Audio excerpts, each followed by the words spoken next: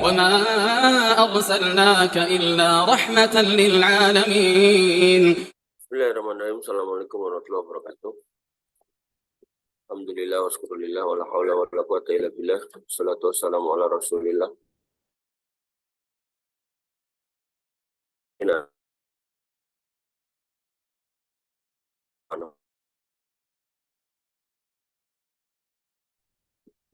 bisa bertemu lagi.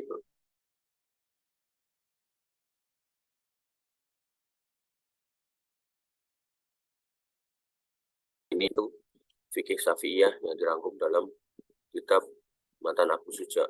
Iwan bitin azan ya Allah wa iyyakum. Kita sampai di pasal tentang kurban. Sini dikatakan faslun, pasal wal udhiyah sunnatun muakkadatun. Yang namanya kurban itu adalah sunnah muakkad, jadi sunnah yang sangat ditekankan. Artinya kalau ada orang yang tidak mampu maka tidak apa-apa.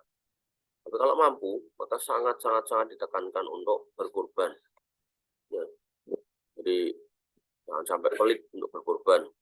Usahakan setahun sekali berkurban kalau mampu. Kalau nggak mampu maka ya semampunya. Berarti nggak kurban nggak apa-apa. Tapi kalau bisa diusahakan, usahakan. Jangan menjadi orang yang berlagak nggak mampu. Nah, ini juga jelek dalam Islam. Orang pelit kayak gitu tuh jelek. Kemudian buat tujzi'u fiha al-jad'u min ad-du'ni. Maka domba dipandang sah berupa jada'.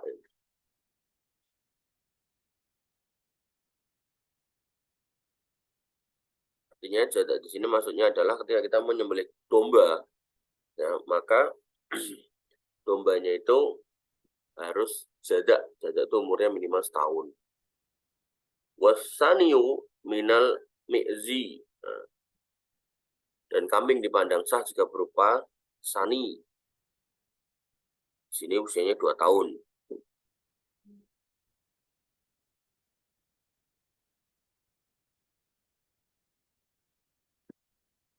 Kemudian wasaniyu minal ibil. 2 tahun untuk unta juga. Wasaniyu minal baqar, dan 2 tahun untuk sapi. Watujzi'ul badanatu ansab'ati. Dan ya, unta itu bisa dikorbankan untuk 7 orang. Wal baqaru ansab'ati, sapi juga 7 orang. Wasyatu an wahidin, dan kambing itu 1 orang. Jadi kalau berdasarkan ini, domba itu minimal usianya 1 tahun, kambing minimal 2 tahun. Ini agak beda ya. Kalau kita fikir yang lain, kambing itu malah 6 bulan boleh. Bedanya domba sama kambing itu, kalau domba itu sing bulunya tebel itu biasanya warnanya putih, ya ada juga yang warnanya hitam. Kalau kambing itu yang bulunya tipis kayak rambut gitu. Kemudian wa arba'un la tudzi'u fid duhaya, dan 4 hal atau 4 kondisi la tudzi'u yang tidak dibolehkan atau tidak sah dalam kurban. Yang pertama al-aura, yaitu hewan kurban yang buta, ya, sebelahnya. Al-bayinu aura'uha, yang jelas kebutaannya. Contohnya apa? Matanya rusak, matanya katarak sampai warnanya putih, itu nggak boleh buat kurban. Tapi kalau matanya kelihatan biasa dan kita nggak tahu kalau itu buta, ternyata butanya 1 gitu, maka itu nggak apa-apa selama nggak kelihatan. Tapi kalau kemudian kelihatan nih, matanya rusak, matanya pecah, atau mungkin nggak ada matanya, gitu, ini nggak boleh. Kemudian wal arja al-bayinu arja wal arja'u al-bayinu arajuha, yaitu yang pincang dan pincangnya jelas. Jadi kakinya 1 diangkat, jalannya loncat-loncat, itu jelas. Itu kayak gitu nggak boleh buat kurban. Jadi kalau kita jadi wanita kurban harus tegas. Ini nggak boleh Pak. Jangan iya nanti. Kalau iya kan nanti kita yang tanggung jawab di akhirat. Wal maridotu al bayyinu maraduha. Yang sakit, yang kelihatan sakitnya. Misal kalau binatang itu kering, kurus banget itu. Nah, ini nggak boleh. Kemudian wal ajfa'u alladhi dhahaba mukhuha minal huzal. Dan hewan yang ajfa, kurus, yang sampai kelihatan tulang belulangnya. Orang Jawa bilang jerangkongnya ketok. Atau kalau dalam bahasa lain, ya bahasa Jawa juga maksudnya istilahnya ngligo. Sampai tulang iganya kelihatan. Nggak boleh. Kemudian wa yujzi'u al-husiyu wal maksurul korn. Maka hewan yang dikebiri itu sah untuk dikurbankan. Wal maksurul korn, dan hewan yang tanduknya patah juga sah. Cuman nggak utama gitu. Artinya kalau ada hewan yang nggak dikebiri, misalnya makna kemaluannya masih ada, atau hewan yang tanduknya masih utuh, itu lebih baik. Ya. Tapi kalau punya itu, atau ibarat ada dana mampunya buat beli yang model begitu, tentu kan harganya agak miring gitu. Dengan catatan jangan dalam wilayah pelit ya. Jadi jangan mampunya itu, padahal duitnya banyak, itu nggak boleh. Maka kalau memang mampunya cuma itu, ya, dan nggak bisa beli karena memang dananya ada ya segitu, maka ya nggak apa-apa. Jadi saya pernah ditanya orang tuh, saya punya duit cuma 2 juta, Pak Ustadz boleh nggak buat kurban? Ya kalau emang dapat yang memenuhi kriteria silakan. Nah mungkin pengennya yang ideal, ternyata harga harga kambingnya ternyata 4 jutaan. Ya wes dengan harga segitu beli yang penting memenuhi syarat, bisa. Sekali lagi jangan pelit. Tapi kalau emang nggak mampu ya nggak apa-apa. Kemudian wala tujzi'u al-maqtu'ah al-udhun wal zanab, dan tidak sah itu hewan yang terpotong udun telinganya, wazanab, dan ekornya. Jadi kalau yang terpotong tanduknya boleh, kalau yang kemudian terpotong alat kemaluannya boleh, tapi kalau kemudian yang terpotong adalah telinganya sama ekornya, itu harusnya punya ekor, jadi ekornya kepotong, maka tidak diperbolehkan. Tapi kalau emang nggak punya ekor, ekornya kecil ya nggak apa-apa. Kemudian waktu dabah, dan waktu kurban min waktu sholatil id, adalah pada waktu sholat id ditegakkan, artinya mulai di situ. Di sini tentu id Idul Adha ya. Ila ghurubi syamsi min akhir ayyami tasyrik, yaitu sampai terbenamnya matahari hari terakhir ya, min akhir ayyami tasyrik, hari tasyrik. Jadi kalau mulainya itu 10 Dzulhijjah, maka 11, 12, 13 maghrib itu terakhir. Jadi kalau kamu nyembelihnya 13 Isya, itu udah nggak sah. Allah Ta'ala. Kemudian kita masuk wa yustahabbu inda dabhi khamsatu asya, dan disunahkan atau dianjurkan untuk melakukan 5 hal dalam kurban. Yang pertama adalah at-tasmiyah, menyembelih dengan menyebut nama Allah. Bismillah. Bismillah. Kemudian wassalatu ala Nabi sallallahu alaihi wasallam. Beliau memasukkan sholawat ya. Bismillah, Allahumma sholli ala Muhammad. Kemudian istiqbalul kiblah, menghadapkan kiblat. Kemudian wa takbir, dan mengucapkan takbir. Kemudian wa du'a'u bil qabul, dan berdoa agar diterima korbannya. Jadi disunahkan bismillah, sholawat, menghadap kiblat, takbir. Ya. Kemudian berdoa agar kemudian diterima korbannya. Biasanya Allahumma hadza minka walaka an fulan. Allahumma hadza minka walaka an Angga Prasetyo, ya Angga Prasetyo, Angga Saputra, sembelih ser. Ya. Bisa ditambah juga Allahumma taqabbal hadza minka walaka an Angga Saputra, boleh seret.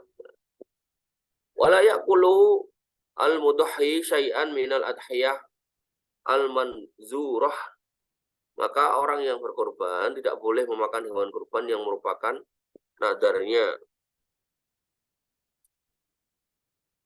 Artinya kalau kemudian ada orang beleh kambing dan konteksnya nadar, saya bernadar akan motong kambing untuk anak-anak yatim di kampung ini. Potong kambingnya, bagikan anak yatim, jangan ikut makan. Ini menurut mazhab Syafi'iyah. Hewan kambing yang dipotong karena nadar nggak boleh ikut memakannya. Wa ya'kulu minal adhiyah al mutatawwi'u minal udhiyati al mutatawwi'i biha. Tapi boleh makan untuk udhiyah yang sifatnya mutatawwi, yaitu sunnah. Yaitu untuk kurban itu loh. Kurban Idul Adha itu boleh.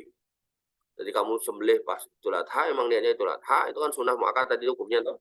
Maka di situ kita boleh makan. Tapi kalau kemudian konteksnya untuk nazar, misal nih, masih kau nazar, kalau saya dapat istri yang solihah, saya akan boleh korban.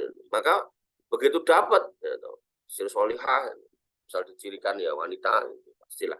Dan yang kedua misal Al-Quran gitu kan, sembelih kurban, ya, maka hukumnya nadar, maka nggak boleh ikut memakannya. Kemudian wala bai'un minal udhiyah, wala yabi'u minal udhiyati, maka nggak boleh menjual daging, menjual bagian-bagian dari kurban. Apakah itu dagingnya, apakah itu kulitnya, apakah itu tanduknya, nggak boleh. Nah, apapun ya. Jadi kalau kamu jadi panitia, oh, kulitnya dijual, jadikan duit kas, nggak boleh. Tapi apa yang harus dilakukan? Wa yut'imul fuqara wal masakin. Semuanya harus dibagikan ya kepada orang-orang fakir dan orang miskin. Tapi kita mau ikut makan boleh. Lah nanti kok sama mereka yang nerima dijual itu udah mereka nggak apa-apa. Gitu ya. Jadi kalau di kampung ada kulit banyak, itu jangan dijual. Bagikan sama orang-orang miskin itu, sama orang-orang yang membutuhkan. Nanti kemudian kalau mereka mau jual, mereka kumpulkan lagi, mereka jual, terserah dia hukumnya. Atau bisa juga diwakilkan ke takmirnya untuk menjual, tapi kemudian nanti hasilnya tetap dikasihkan ke mereka, bisa. Tapi kalau gunakan buat kas masjid nggak bisa. Ya. Pasal wal aqiqatu mustahabbatun, dan aqiqah hukumnya adalah mustahab atau sunnah atau dianjurkan. Wahia adzabihatu anil mauludi yauma sabihi, yaitu dia adalah sembelihan ya anil mauludi, atas kelahiran pada hari yang sabihi, yang ketujuhnya.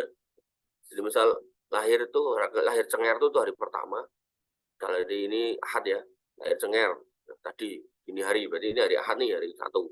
Nanti Seninnya 2, Selasa 3, Rabunya 4, Kamisnya 5, Jumatnya 6, nah, Sabtunya 7 di hari Sabtu. Kadang ada orang salah ngitung, lahir Cengernya nggak dihitung, nanti mulainya besok gitu kan.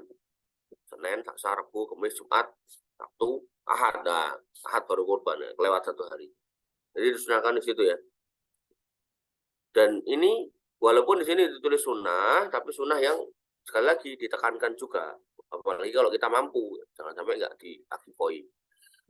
Wa yudbahu anil gulami syatani, anak laki-laki ya itu kurbannya 2 ekor kambing. Wa anil jariyati, dan anak perempuan satu kambing. Wa yutaimu al fuqara, dan memberikan makan orang-orang fakir wal miskin. Jadi disunahkannya ya akikah itu dibagikan kepada orang fakir dan orang miskin. Wallahu ta'ala. Kemudian kita masuk di kitab yang baru, yaitu kitab Bul As-Sabq, yaitu kitab lomba. Kitab As-Sabqu, kitab As-Sabqi waromyi, kitab lomba dan melempar. Ada perlombaan dan ada lemparan yang boleh gitu, digunakan atau diperlombakan. Watasihu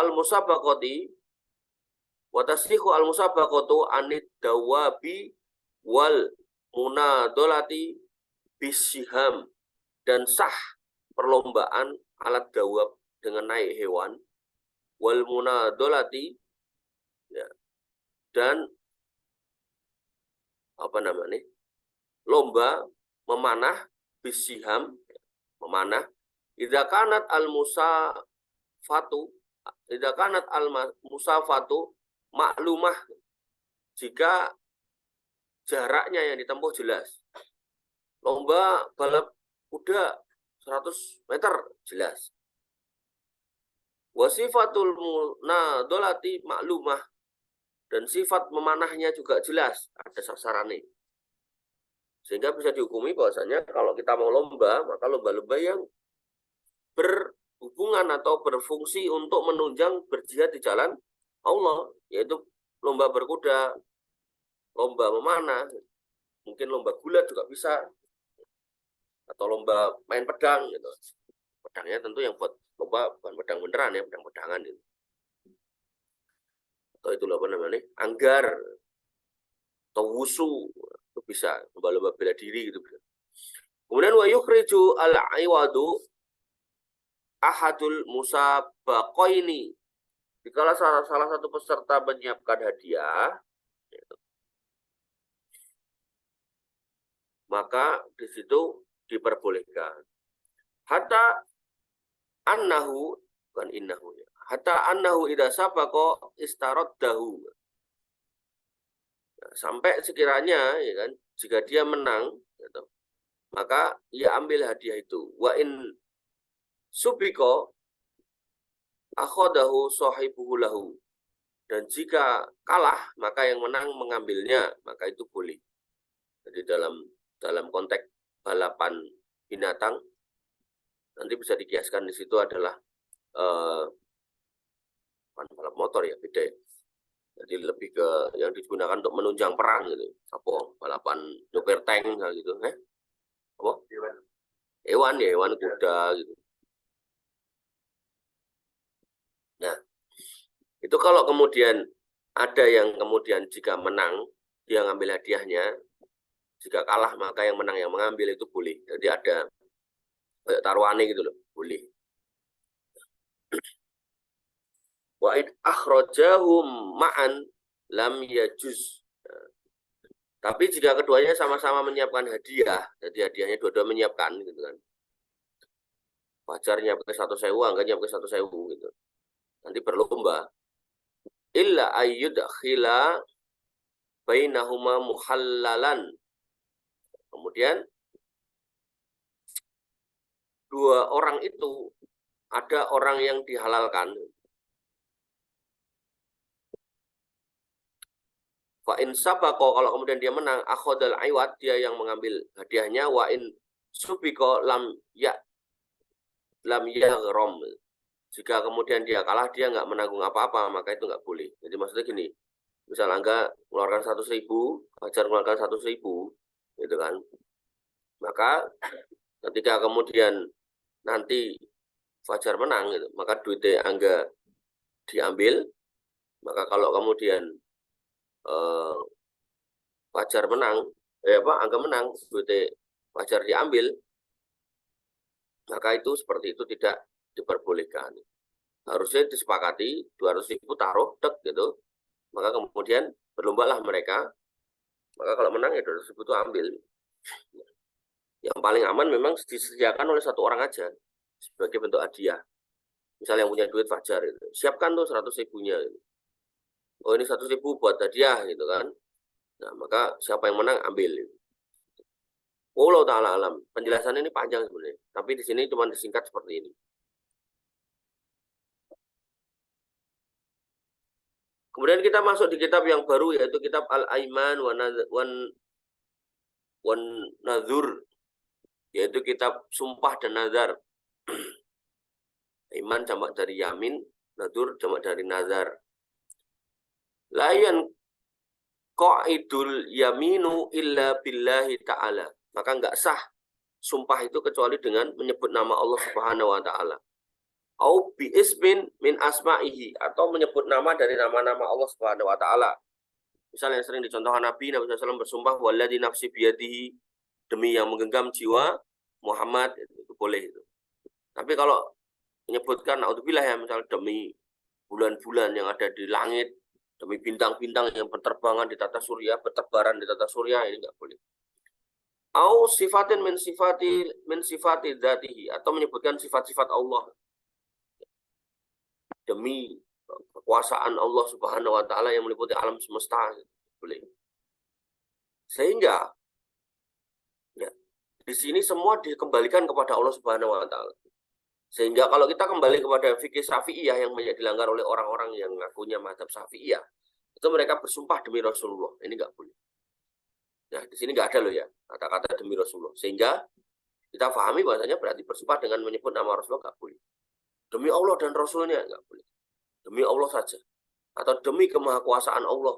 Atau demi yang menggenggam nyawa manusia. Atau demi yang mampu membolak-balikkan hati. Ya berarti maksudnya Allah. Itu boleh. Tapi kalau demi Allah dan Rasulnya nggak boleh. Di sini nggak ada loh kata-kata Rasul. Sehingga ya kita kalau memang mengaku bermadzhab Syafi'i, ya kita harus konsisten dengan ini. Kemudian wamin halafin bisodakotin malihi, bisodakoti malihi. Dan barang siapa bersumpah untuk kemudian mengeluarkan hartanya untuk disedekahkan, fahuwa mukhayyarun baina sodakotin au kafaratul yamin. Maka dia diberi pilihan antara tetap bersedekah kalau dia melanggar sumpahnya, atau dia membayar dia tetap bersedekah sesuai sumpahnya, atau dia membayar kafarat kalau dia melanggar sumpahnya. Oh, saya berjanji akan traktir kalian semua kalau saya selesai sekolah misalnya. Maka ketika itu sudah selesai, ya dia punya kewajiban untuk melaksanakan rencananya. Oh, kok nggak dilakukan karena mungkin teman-temannya udah lulus duluan, dia sudah kesusahan mengumpulkan, maka itu bisa dibayar dengan bisa ditunaikan dengan membayar kafarah sumpah. Wala sayun fi lagwil yamin, dan tidak terkena apa-apa dari sumpah yang biasa terucap. Nah, jadi misal kadang kalau orang Arab tuh kalau ngobrol itu, kalau di kita tuh suka ngomong tenan, bahasa tenan-tenan gitu. Kalau orang Arab tuh wallah gitu. Kamu mau makan ini loh, udah tak siapkan makanan. Oh enggak, saya udah kenyang itu. Wah, yang benar, wallah demi Allah. Itu kan sumpah juga. Nah, sumpah-sumpah yang model seperti itu, maka wala sayun filagwil yamin, maka nggak ada konsekuensi apa-apa pada sumpah yang seperti itu. Yang biasa gitu. Yang biasa itu maksudnya yang biasa digunakan dalam percakapan sehari-hari. Tapi kalau dia benar-benar berjanji, ada janjinya, saya berjanji benar nih, demi Allah akan traktir kalian semua kalau saya lulus, bahasa-bahasa gitu, maka itu dimasukkan dalam kategori sumpah yang khusus, sehingga berlaku hukum kalau nggak bisa memenuhi maka harus bayar kafarah. Waman halafa alla yaf'al sayyan, dan barang siapa yang bersumpah untuk nggak menjalankan sesuatu, ya, fafa'ala ghairahu, kemudian dia malah nyuruh orang lain melakukannya, lam yahnas, maka ia tidak dikatakan melanggar sumpah. Jadi misal contoh, kita ngomong ya ke orang, demi Allah saya nggak akan pernah mau peduli sama si fulan ini. Si fulan ini udah nipu saya berkali-kali. Ngomongnya mau bisnisnya berantakan, modalnya diaut-aut, saya nggak peduli lagi sama dia, gitu. Misal gitu, bahasa-bahasa gitu. Tapi ya karena si fulan ini adalah saudara kita, gitu. Jadi kita nyuruh orang gitu. Syafi'i, tolong cari tahu itu. Habibie itu gimana sekarang? Masih hidup apa udah mati gitu, coba cari tahu. Tapi bukan saya nggak mau nyari tahu langsung, saya nyuruh orang gitu. Maka menurut mazhab Imam Syafi'i, di sini dikatakan man halafa alla yaf'al say'an. Barang siapa yang berjanji untuk nggak menjalankan sesuatu, nggak mau melakukan sesuatu, nggak mau nanyain kabarnya manusia yang namanya Habibie, maka fafa'ala, kok kemudian dia melakukan tapi ghairahu, nyuruh orang lain, lam yahdus, maka dia nggak punya kewajiban atau tidak dikatakan untuk melanggar sumpah itu. Waman halafa alla yaf'al say'an, dan kemudian kok dia ya berjanji untuk tidak mengamalkan atau melakukan sesuatu, fa'amara ghairahu bifi'lihi lam yahnas. Nah, maka dia kalau berjanji untuk tidak melakukan sesuatu, tapi dia kemudian menyuruh orang lain, maka itu di situ dikatakan juga lam yahnas, itu juga tidak melanggar.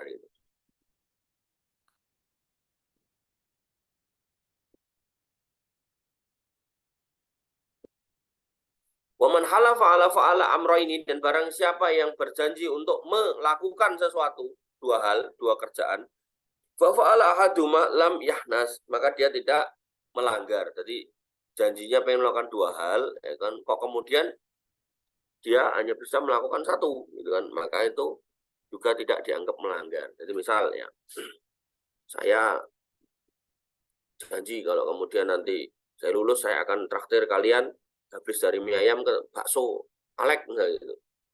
Nah, ternyata kita ke bakso, duitnya ya habis, gak cukup buat ke bakso Alek. Nah, maka menurut mazhab Imam Syafi'i, karena sudah dijalankan satu, maka berarti dianggap satunya itu sudah gugur, gitu ya.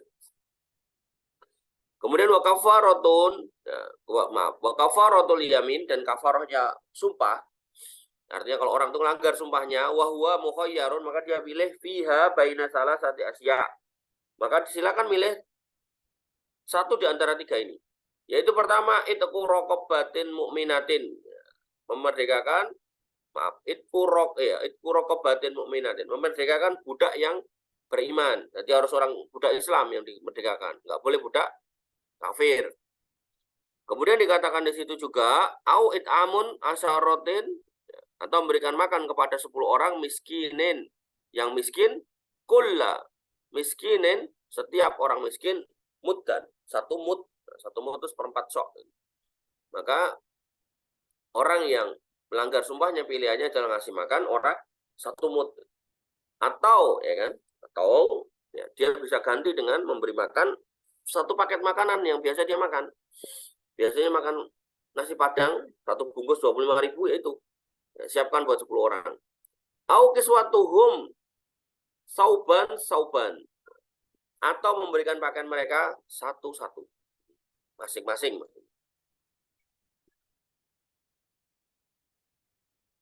Jadi 10 orang, kalau kamu nggak mampu kasih makan, kasih pakaian.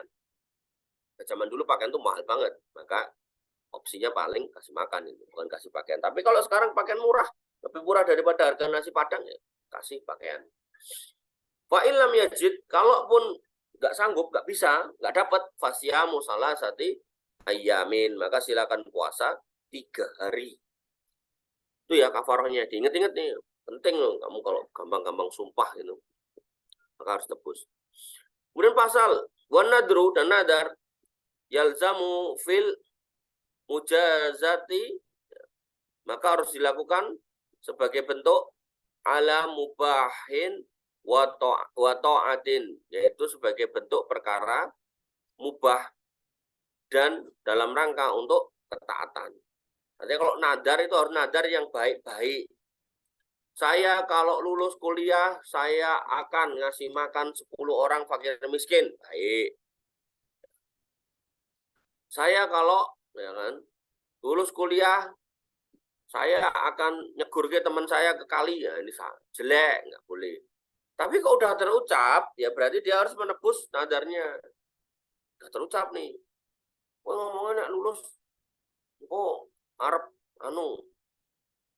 raup letong gitu. Ini kan jelek tuh. Maka nggak boleh dikerjakan.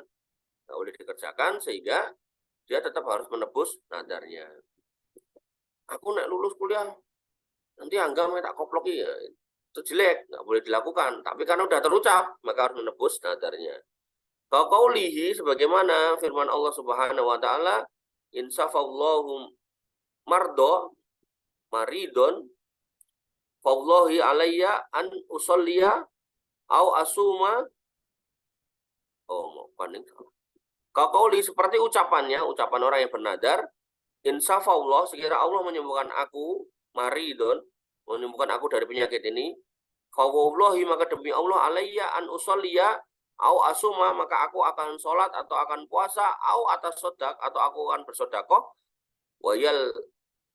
wayal zamuhu min dzalika ma yaqa'u alaihil ism, maka saya siap melakukan sholat, puasa atau sedekah. Maka di sini dikatakan wayal zamuhu min dzalika ma yaqa'u alaihil ism, maka ia wajib melakukan ketaatan ya, sesuai dengan yang dia sebutkan tadi. Dia nyebut apa nih? Oh, kalau sembuh dari penyakit, dia akan sholat tahajud seminggu utuh, ya silakan. Atau dia akan puasa Senin Kemis selama 1 bulan, ya silakan. Atau dia akan traktir temannya, ya silakan. Dan dalam konteks ibadah yang sholat dan puasa ini nggak ada puasa khusus nadar, nggak ada ya. Jadi kalau kamu mau nadar terkait puasa ya konteksnya ya puasa yang udah ada. Senin Kemis, nah, tapi kamu nadarkan untuk kamu lakukan sebulan, ya itu boleh. Tapi kalau saya akan nadar puasa tiap hari Selasa, ini nggak ada. Puasa hari Selasa itu nggak ada. Khusus hari Selasa nggak ada. Nah, sehingga nadarnya adalah pilihannya ya tetap kembali ke puasa-puasa sunnah.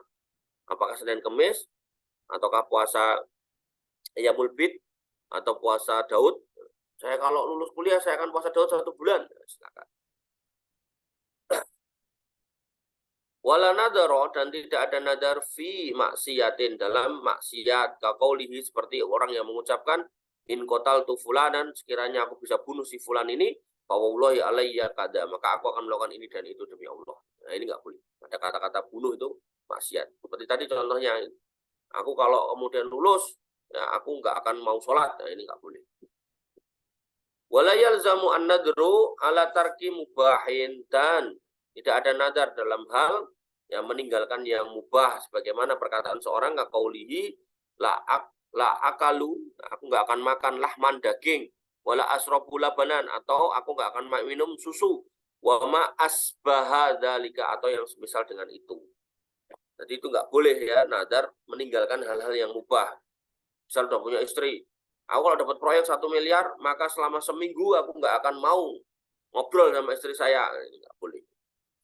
Itu bagian dari. Jadi nadar yang isinya maksiat nggak boleh, nadar yang isinya mengharamkan yang mubah juga tidak diperbolehkan.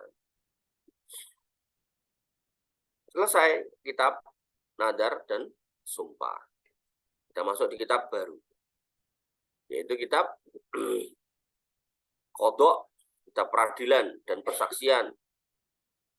Masih jam 5 kurang. Bibi sudah ngantuk seperti biasa. Cuci muka, Bibi. Kamu masih muda, nggak malu sama yang tua-tua.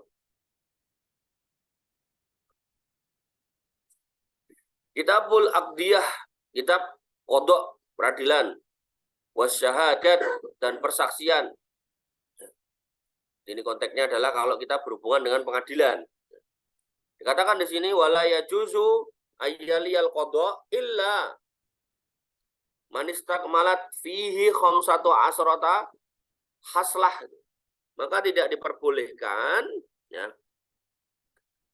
ayyaliya al-qadha, menjabat sebagai hakim, ya, illa man istakmalat, kecuali orang yang terpenuhi fihi, kepadanya khamsu asratin, ya, 15 haslah itu. 15 kriteria atau sifat gitu. Pertama, Islam. Jadi hakim itu nggak boleh hakim non muslim gitu ya. Kalau kita ngomongkan negara Islam ya. Tapi karena negara kita negara istilahnya apa ya, yang tidak memegang prinsip Islam dalam bernegara, maksudnya tidak menyatakan sebagai negara Islam gitu kan. Maka ya otomatis kita dapati hakim-hakim yang bukan muslim, ya sudah. Apa boleh baut gitu. Kemudian yang kedua, wal bulu, balik. Hakim anak kecil nggak boleh. Hakim cilik banget, umur 7 tahun. Oh, dia hafal Quran, bukan itu. Syarat sahnya adalah balik. Oh, dia 7 tahun tapi udah mimpi bahasa 15 kali, ya sudah, Bapak bisa berarti. Wal akal, dan berakal. Hakimnya terindikasi pasien seorang psikiater, ya nggak bisa. Ya. Maka jabatan hakimnya harus dicopot. Wal huriyah, dan merdeka, bukan budak. Wal zukuriyah, laki-laki. Jadi seorang hakim nggak boleh perempuan, karena perempuan akan main perasaan, main hati perempuan. Nah, maka hakim itu harus laki-laki. Jadi nggak sah hakim itu perempuan. Kita sekali lagi kita ngomongkan fikih ya. Jadi nggak usah kemudian, oh ini orang nggak nggak emansipasi wanita, ya nggak gitu. Yang ngatur syariat ya kita terima aja sebagai syariat itu sebagai produk jadi. Nah, nanti dalam kitab bernegara kepemimpinan ya sama, nggak boleh yang ada yang namanya presiden itu wanita, itu nggak boleh. Itu sudah disepakati ulama dari masa ke masa, dari sejak zaman Nabi. Dan nggak ada ada khalifah perempuan tuh nggak ada. Kemudian wal adalah dan adil. Adil itu apa ya? Berarti dia itu ngerti hukum-hukum. Maka keadilan seorang hakim ya dia harus ngerti ketika dia memutuskan ini dasarnya ini, ketika memutuskan begitu dasarnya itu gitu loh. Kemudian wa ma'rifati ahkam, ini tadi yang saya bilang, dia ngerti hukum-hukum. Dari apa hukum apa? Alkitabi wa sunnah, yaitu Al-Quran dan sunnah. Jadi hukum-hukum yang diambil dari situ, bukan hukum-hukum dari filosof-filosof barat. Menurut Aristoteles, orang yang nyuri harus dikelitikin misalnya gitu. Enggak bisa. Maka kembali hukumnya adalah hukum yang syariat, yaitu Al-Quran dan sunnah. Oleh karena itu maka hakim-hakim di Saudi misalnya contohnya, itu para ulama gitu. Atau di kerajaan-kerajaan zaman dulu itu para ulama, bukan sembarangan orang. Ya. Sekarang ada sekolah hukum gitu kan. Ya, harusnya mereka yang sekolah hukum juga mendapatkan tambahan itu, yaitu sekolah karakter agar kemudian nggak gampang dibeli. Makanya kita lihat hakim-hakim sekarang kan mudah banget disuap gitu. Kemudian wa ma'rifatul ijma, dan dia ngerti yang namanya ijma gitu. Ya. Jadi apa nih hukum-hukum yang para ulama itu ijma sepakat di situ. Makanya ada kitab yang menarik itu namanya kitab Al-Ijma. Jadi ada ulama yang mengumpulkan ijma ulama dimasukkan dalam satu kitab. Nah, seorang hakim harusnya baca itu. Jadi ngerti. Oh, ini nggak ada khilaf nih ulama di sini nih. Ijma ulama bahwasanya nyuri itu haram atau mabuk itu dosa, harus dicambuk 40 kali. Lalu kemudian kalau seorang hakim hal-hal yang ijma aja dia nggak paham, yang mana yang ijma yang disepakati oleh semua ulama dia nggak paham, nah gimana dia kemudian akan menerapkan atau menetapkan hukum yang baik? Gitu. Susah. Kemudian wa ma'rifatul ikhtilaf, dan dia kenal istilah perbedaan satu sama lain. Misal contoh, ada orang kamu dihukum karena makan buaya. Gitu. Nah, dia ternyata orang bermadhab Hanafi, membolehkan buaya, yang nggak bisa dihukum.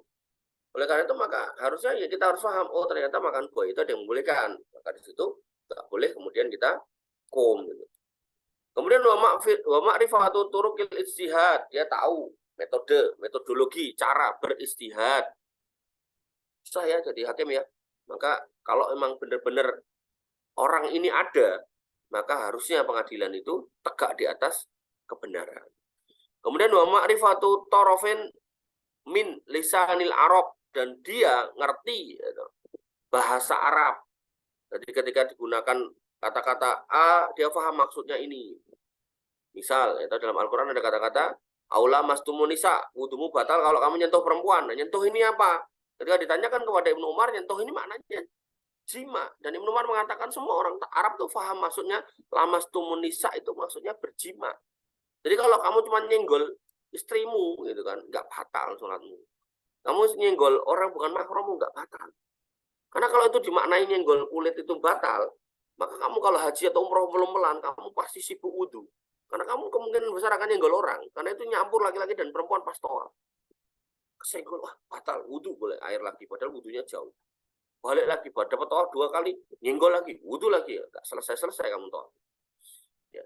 Tapi kalau maknanya adalah makna jima, hubungan suami istri, makanya selama itu nggak dilakukan ya tawaf tetap sah. Wallahu ta'ala. Kemudian di sini dikatakan lagi wa ma'rifatu tafsir kitabillahi ta'ala. Jadi seorang hakim itu harus ngerti tafsir Al-Qur'an. Coba, luar biasa kan. Makanya kalau ada syekh dari Arab gitu, yang dia dibawa ke sini oleh Ustaz-Ustaz Indonesia untuk ngisi kajian, terus ditulis hakim pengadilan kota Najd misalnya gitu, atau kota Unaizah gitu misal gitu. Nah, maka wah ini berarti emang orang pinter, orang hebat, seorang ulama bener. Wa ayyakuna sami'an, dan seorang hakim nggak boleh tunah rungu, bahasa gampangnya nggak boleh budek. Hakimnya kok pakai alat bantu dengar. Nah, ternyata pas baru nyidak alat bantu dengarnya, dia habis dari toilet alat bantu dengarnya kecemplung WC. Nah, kan susah toh. Terus dibantu sama sekretarisnya dibisikin. Jadi kata saksi gini ya susah, namanya orang budek, namanya orang tuli, susah.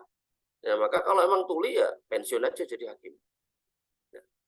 Kemudian di sini dikatakan wa ayyakuna basiron, melihat. Hakim kok buta? Maka nggak bisa. Tapi jadi ulama buta boleh nggak? Boleh, banyak di Saudi itu ulama buta. Dulu ada Syekh bin Baz buta. Kemudian sekarang ada Syekh Abdul Latif juga buta. Boleh, tapi begitu ngomongkan hakim, dia harus melihat saksi dan bukti, dia harus melihat ekspresi dari para tersangka dan terdakwa, ya otomatis nggak boleh. Nah, dia harus melihat. Kemudian wa ayyakuna katiban, dan dia bisa baca tulis. Ya, dia harus bisa nulis. Hakim kok nggak bisa nulis? Lah bukannya Nabi SAW nggak bisa nulis gitu kan? Itu pengecualian, Mas Bro. Itu khusus. Nah, adapun hakim-hakim setelahnya ya harus orang-orang cerdas. Nah, fungsinya apa? Ya untuk bisa membedakan ini tanda tangan palsu apa enggak contohnya. Untuk bisa membedakan ini tulisannya kayak gini bener apa enggak. Ini contohnya Pak Hakim, ini tulisan si Fulan, ini tulisan si Alan gitu kan. Biar bisa tahu gitu. Dan kemudian malah dikasih orang yang nggak bisa baca, nggak bisa nulis. Wa iyakuna mustaikidon, dan dia sadar. Artinya bukan orang gila. Ya, ini hampir mirip dengan yang nomor 3 tadi. Bukan orang gila atau bukan orang tidur. Hakimnya ngantuan waktu sidang tidur gitu kan. Nah, kalau emang modelnya kayak gitu, penyakitnya punya penyakit ngantuan, ya udah pensiun jadi hakim. Ya, lumayan gajinya gede maneman gitu. Ya salah sendiri ngantuan. Orang ngantuan itu biasanya dapat sisa. Gitu. Ya, maka kalau dalam hal ini ya dia harus kemudian nggak boleh seorang hakim yang ngantuan, karena sidang itu berjam-jam. Ya. Jadi kalau dia memang benar-benar ngantuk, ya hakim yang baik ketok palu. Sidang saya tunda 1 jam, tok, karena saya ngantuk, saya mau tidur dulu, gitu. Menyiasatinya gitu ya. Tapi kalau yang tadi berakal tadi udah susah itu, karena dia konteksnya ini orang waras atau orang gila. Gitu. Kalau waras silakan jadi hakim, kalau gila ya pensiun. Sampai dia sembuh. Sembuh juga bukan berarti sembuh yang kambuh-kambuhan, sembuh yang benar-benar sembuh. Allah ta'ala alam. Kemudian wayas tahabbu ayajlisa fi wasatil balad bimaudi'i na rizil linas wala hajabin lahu. Maka dianjurkan bagi hakim duduk di tengah kota. Artinya jangan di tempat yang jauh. Nah, tujuannya agar orang dari pinggir-pinggir itu bisa mengakses pengadilan dengan mudah. Jadi kayak pengadilan di atas gunung. Untuk mencapai sana harus naik gunung. Kemudian perjalanannya 2 jam, udah gitu terjal, jalannya sempit, nggak bisa papasan mobil. Nah, ini menyusahkan. Maka orang akan malas untuk ke pengadilan. Kemudian di sini dikatakan ya narizin barizin linnas, nggak ada halangan manusia untuk ke sana gitu. Narizin lina barizin manusia itu tahu tempatnya terbuka, wala hajabin, nggak ada yang menghijab mereka untuk datang ke sana, nggak ada yang menghalangi. Walayak odolil kodok fil masjid, nah, maka ia tidak duduk untuk memberikan keputusan di masjid. Jadi menyidangkan kasus nggak boleh di dalam masjid, karena yang namanya keputusan itu kadang salah kadang benar. Maka kalau kemungkinannya benar, kemungkinannya salah, bahkan orang hakim itu kemungkinan malah nerima suap di masjid, maka dosanya luar biasa. Maka sebaiknya dihindari masjid. Kemudian wa yusawi bainal khosmaini fi salasati asya, ya. Maka hakim hendaknya menyamakan dua belah pihak yang bertikai dalam 3 hal, yaitu apa? Fil majelis. Dalam majelisnya itu sama, jangan pilih kasih. Ya, mentang-mentang seneng sama yang ini, dia dikasih kursi enak, yang sono nggak disenengin suruh lesehan, nggak bisa ya. Kemudian walafat, dan dia juga harus samakan dalam hal penyampaiannya. Yang sana ya kan dokumennya dibacakan, yang sini dokumennya nggak mau dibacakan karena beda kulit, beda kulit ras gitu. Nah, nggak boleh ya. Kemudian walahdi gitu. Dan dalam perhatiannya, kok yang sini terdakwa ini kalau ngomong kasih keterangan didengerin, kok yang sana baru ngomong semenit sudah cukup sudah paham. Nggak boleh hakim kayak gitu ya. Gampangnya seorang hakim di sidang di pengadilan nggak boleh pilih kasih. Ini bisa nanti berlaku juga sama konteks orang tua, anak, orang tua walaupun punya anak banyak, walaupun hatinya condong sama anak si ini dan itu, tapi dia nggak boleh menunjukkan sikap pilih kasih. Sama yang ini sayang banget, yang sana benci banget, nggak bisa. Dan ini juga bisa diterapkan dalam konteks rumah tangga. Ketika seorang laki-laki memutuskan untuk poligami, istrinya lebih dari 1, walaupun mungkin dia punya kecondongan sama salah satu istrinya, tapi dalam menyikapi pemberian nafkah dia nggak boleh condong. Nah, yang sini dikasih duit atau dikasih beras yang lebih enak, yang paling enak, beras bentik wangi, rojo lele. Yang sana karena istrinya gemuk, jelek gitu kan, maka dikasihnya beras raskin, nggak boleh kayak gitu. Ya. Maka pelajaran-pelajaran kayak gini, walaupun ini konteksnya ini pengadilan, ya, terkadang bisa atau bermanfaat ketika dikontekkan atau diterapkan dalam konteks rumah tangga. Wala yajuzu ayak bala al hadiyah min ahli min ahlin min ahli amalih gitu. Maka tidak boleh, artinya haram menerima hadiah dari mereka yang punya urusan, punya perkara. Hakim-hakim sekarang luar biasa. Khususnya yang mereka yang tertangkap basah ini. Yang nggak tertangkap basah ya dosa, harusnya bertobat. Karena dia mikir ini duit gitu kan. Kalau nggak tak terima eman-eman gitu. Atau mungkin dia mikir kalau saya terima nanti tak gunakan buat sodakoh. Buat dulu ada hakim MK itu terima buat sedekah ke pesantren, berikan pesantren di kampung halamannya itu. Luar biasa. Di pesantren dia dikenal kayak malaikat gitu. Bagi-bagi duit gitu, buat pesantren. Tapi ternyata duit hasil korupsi. Wah, luar biasa, itu benar-benar parah.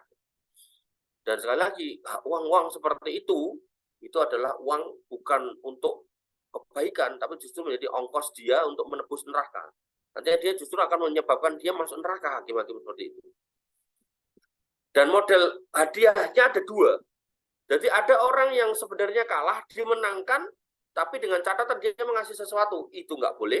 Atau yang kedua, dia tahu dua orang yang berperkara ini mana yang menang tahu. Kemudian kepada yang menang dia kontak. Kamu mau menang nggak? Kalau mau bayar sekian. Itu kata Pak Mahfud MD, ada yang model gitu. Maka itu pun juga tidak boleh. Ya, kalau di bahasa hukum positif kita, yang pertama tadi korupsi, yang kedua gratifikasi. Itu juga tidak boleh. Dan ini bisa diterapkan di dunia pekerjaan apapun. Misal kamu jadi pegawai kelurahan atau pegawai kecamatan gitu kan. Tugasnya bikin atau menyiapkan dokumen untuk pembuatan misal SIM, SNK, atau mungkin apalah itu. Terus ada orang yang nitip, monggo Pak, ini jenengan gitu beli es teh misalnya gitu. Enggak boleh. Hadiah-hadiah seperti itu tidak diperbolehkan. Kenapa? Karena kita sudah dapat gaji dari pemerintah atau dari lembaga atau dari perusahaan itu. Ya, termasuk dilarang juga misal kamu disuruh beli oleh pimpinanmu, Mas tolong belikan saya ATK, ini. Terus kamu di toko ATK itu nego. Ini habisnya berapa? 1 juta. Nah, karena saya beli banyak, boleh nggak dapat diskon? Boleh. Di diskon 100.000. 100.000 kamu kantongin, kamu laporan ke pimpinanmu tetap 1 juta, maka 100.000 tadi haram. Ya. Gimana biar halal? Kamu sampaikan ke pimpinan, Pak, tadi saya beli ATK-nya 101 juta. Kemudian saya nego dapat 100.000. Boleh nggak 100.000 buat saya? Kalau pimpinan mengatakan boleh, ya ambil, maka di situ hak kamu. Tapi kalau kemudian dia mengatakan nggak bisa, nggak boleh Mas Fajar, balikin gitu. Nah, maka itu harus dipulangkan. Wah, ya rugi loh. Mendingan rugi di dunia daripada kamu rugi di akhirat. Rugi di dunia insya Allah masih diganti di kapan kesempatan. Tapi kalau udah konteksnya akhirat, maka selesai kita. Nggak bisa memperbaikinya. Susah.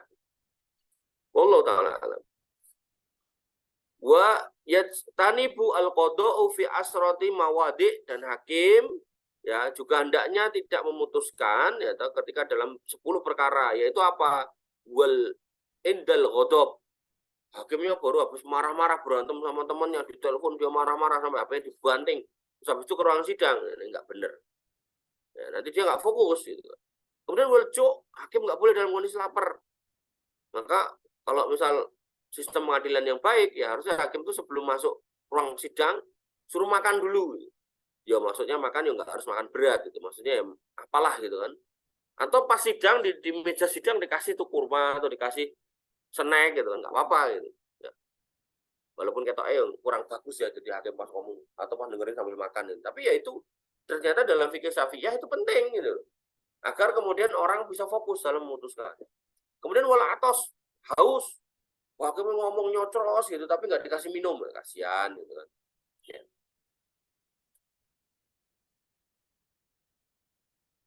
Kemudian wasidatus syahwat. Syahwatnya baru meledak-ledak, makanya nanti ada kisah, gitu. Kisah atau hadis saya lupa. Jadi hakim itu ketika ibaratnya baru nyidang, kok kemudian pas sidang itu dia teringat istrinya yang baru dinikahinya, namanya manten baru. Gitu. Maka disunahkan dia menghentikan sidang, saya skor dulu 1 jam, 2 jam terserah. Pak Hakim silakan pulang temui istrinya. Gitu. Begitu udah selesai hajatnya, selesai syahwatnya, maka silakan balik lagi untuk menyidang. Kemudian wal huzn, hakimnya baru ditinggal mati orang-orang yang dicintainya, anaknya baru mati, kemudian besoknya nyidang, ini nggak bagus. Kasih cuti dulu seminggu 2 minggu, biar dia relax, refresh, baru suruh nyidang lagi. Kemudian wal farhu al mufrid, yaitu gembira tapi amat sangat gitu, seneng banget. Nah, nanti khawatirnya pas nyidang dia, wah dia bunuh ya, wah tapi karena hati saya baru seneng sekali, maka tak bebaskan. Nah, ini nggak bisa. Jadi ada namanya orang melakukan kesalahannya harus dihukum. Gitu kan. Kemudian Mbak Indal Marid, hakimnya datang ke situ bawa kompres, taruh di kepalanya atau bawa jaket tebel. Gitu. Ditanya sama pengunjung sidangnya, Pak Hakim baru sakit, iya, baru meriang, tadi udah minum tolak angin, ya nggak bisa, biar sembuh dulu, baru kemudian nyidang. Atau dia bersin-bersin, batuk-batuk, dia nggak boleh kemudian nyidang. Kemudian wal mudafa'atu al-ahbatsain, yaitu pas sidang baru kebelet banget, entah kencing, entah pengen buang air besar. Ya, hakim yang cerdas ya harusnya skor dulu, tak, saya mau ke toilet, gitu. Ya kan bisa dikasih pampers, nggak usah, gila nih udah gede. Ya, biar dia ke toilet. Mau ke toilet 20 kali sehari ya silakan biarin. Kemudian wa indan nu'as, dalam kondisi ngantuk. Makanya tadi di atas tadi kan nggak boleh hakim itu dia nggak sadar itu. Dia harus melek, ngantuk, skor dulu tidur sejam, silakan. Ya, pengunjung sidangnya dan terdakwanya sebel, tapi ya sudah memang harus kayak gitu. Kemudian wasyiddatul har, kondisi yang panas banget. Di ruang sidang itu panas sampai suhunya 50 derajat gitu kan. Nah, ini juga nggak bisa mikir orang otaknya itu nanti jadi kebleng gitu kan. Maka solusinya gimana ya? Pengadilan kasih AC atau kasih atap yang tebel atau kasih tanaman itu loh, luar pengadilannya biar sejuk gitu. Kemudian walebar dingin banget. Ayo kita sidang, di mana? Di Kutub Selatan. Kutub Selatan di mana? Ada ruang sidangnya? Nggak ada, di luar. Bersama dengan manusia salju. Nah, wes, repot, nggak bisa. Ya, maka kondisi-kondisi yang 10 ini perlu diperhatikan. Seorang hakim nggak boleh memutuskan perkara dalam kondisi-kondisi yang 10 ini. Mana tadi?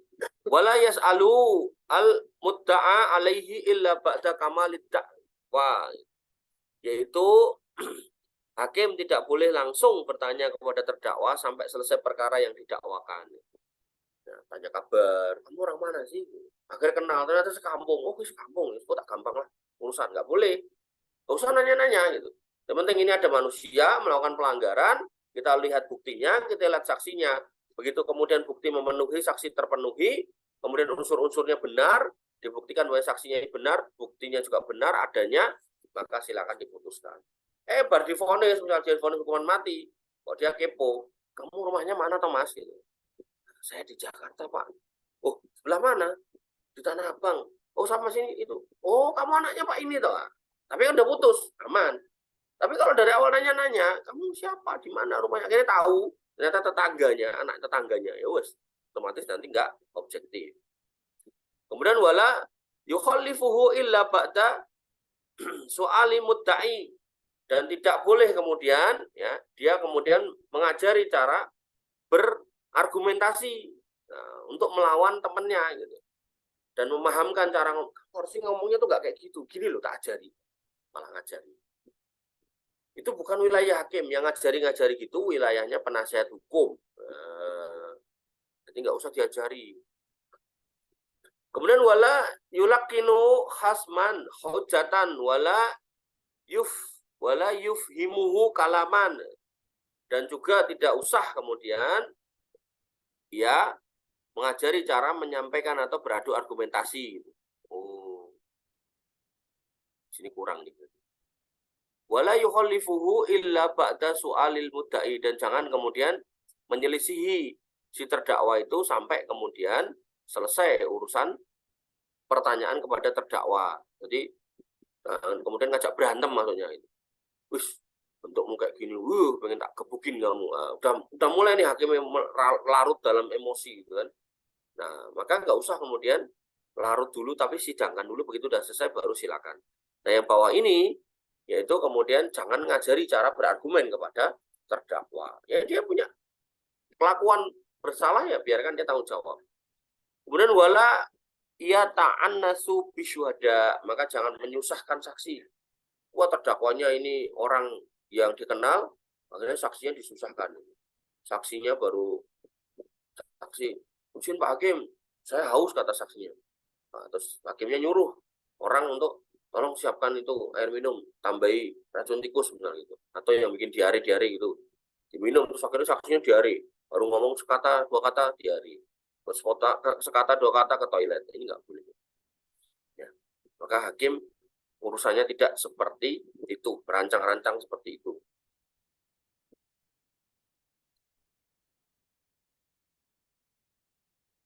Kemudian dikatakan wala yakbilu asyhadatu illa mimman sabbatat adalatuhu. Maka hakim tidak bisa menerima persaksian kecuali dari orang yang jelas keadilannya. Maksudnya apa? Ada orang-orang yang sudah terkenal dia penipu, ya nggak usah jadikan saksi. Ya. Saksi ahli Profesor Angga Saputra. Siapa nih? Cari track recordnya. Oh, ternyata dia pernah tersangkut kasus KDRT, tersangka dia pernah tersangkut kasus korupsi dana desa, misalnya, naudzubillah. Ya berarti nggak usah dipakai saksi ahli, walaupun profesor, biarin aja. Saksi ahli itu saksi yang diambil dari kalangan profesional. Biasanya dia adalah pelaku usaha tertentu atau pelaku bidang tertentu, atau dia dosen di bidang-bidang tertentu gitu loh. Misal notaris, misal mana polisi, misal penyidik, gitu, termasuk kategori saksi ahli. Gitu. Kemudian dikatakan walayak balu syahadatu aduin ala adui. Maka nggak boleh saksi itu adalah bermusuhan. Ya. Si A bermusuhan sama si B. Si A jadi terdakwa, manggil si B untuk jadi saksi. Mesti dia lelek. Wala sahadata walidun liwaladiha. Nggak boleh jadi saksi bapak untuk anaknya. Anaknya maling, saksinya bapaknya, mesti ngelindungi. Wala waladun liwaladihi, dan tidak suka saksi seorang anak buat bapaknya. Bapaknya maling, anaknya jadi saksi, ya nggak boleh. Nanti mesti melindungi, menutup-nutupi. Kemudian wala yuqbalu kitabu qadin li ila qadin akhar fil ahkam illa ba'da sahadaini bima fihi. Maka tidak diterima surat hakim kepada hakim yang lain dalam masalah hukum kecuali setelah ada persaksian dua orang yang adil di dalamnya. Artinya keputusan hakim nggak bisa kemudian disampaikan kepada hakim lain sampai putusan itu dipersaksikan oleh dua orang saksi. Jadi dua orang saksi itu mutlak. Dan ini juga sudah dalam hukum notariat sudah diterapkan di pengadilan, di pengadilan, di masalah kenotariatan. Jadi notaris itu saksinya harus dua. Wanifidina azani Allah wa iyyakum, sambil saya lanjutkan dikit lagi, silakan kalau ada kalau ada pertanyaan silakan dikirimkan ke kolom chat. Kemudian kita masuk satu pasal lagi. Wa yaftariqu al-qasimu ila sab'ati syara'id. Maka orang yang diangkat oleh hakim, disumpahi oleh hakim, maka butuh 7 syarat. Butuh 7 syarat. Yang pertama, al-islamu, orangnya harus Islam. Kalau diangkat sumpah oleh hakim, kalau kamu jadi pejabat kan diangkat sumpah tuh. Nah, maka harus Islam. Wal bulugh dan balik, wal akal dan berakal, dan huriyah, merdeka, wal dzukurah, dan ini laki-laki, wal adalah dan adil, wal hisab, dan bisa berhitung. Coba saya lihat ya, 109. Yakni yang memilah dan membagi sesuatu yang disekutuai oleh manusia dan memisahkan bagian masing-masing. Nah, jadi di sini maksudnya kalau bahasa hukum di kita itu contohnya adalah kurator. Kurator itu nanti orang yang ngitung. Jadi kalau ada perusahaan yang nggak mampu bayar utang, dia mengajukan PKPU, mengajukan kepailitan. Kalau nanti dihitung-hitung nih, utangnya 15 miliar, ternyata asetnya bisnisnya cuma bisa jalan 2 miliar, dia nggak bisa nyaur gitu kan. maka kemudian dia ngajukan PKPU gitu kan. PKPU apa ya? Penundaan utang PU-nya belakangnya. Nah, maka kemudian utangnya ditunda. Terus kreditornya nggak terima, maka dia bisa hakim itu bisa nyuruh kurator untuk ngitung. Nah, dihitunglah aset dari perusahaan itu ternyata 20 miliar, cukup buat bayar utang 15 miliar, maka aset-asetnya dia dinyatakan pilot dan aset-asetnya nanti digunakan untuk nyaur utang. Nah, seorang kurator misalnya dalam hal ini itu harus bisa al-hisab, bisa ngitung.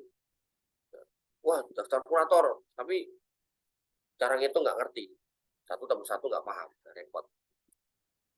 Fa'in tarodo asyarikani biman yaksimu bainahuma lam yaftakir illa dzalika. Maka ketika dua orang sekutu ini saling ridho dengan orang yang ngitung tadi si kurator atau si mediator, maka itu tidak perlu kepada syarat-syarat di atas.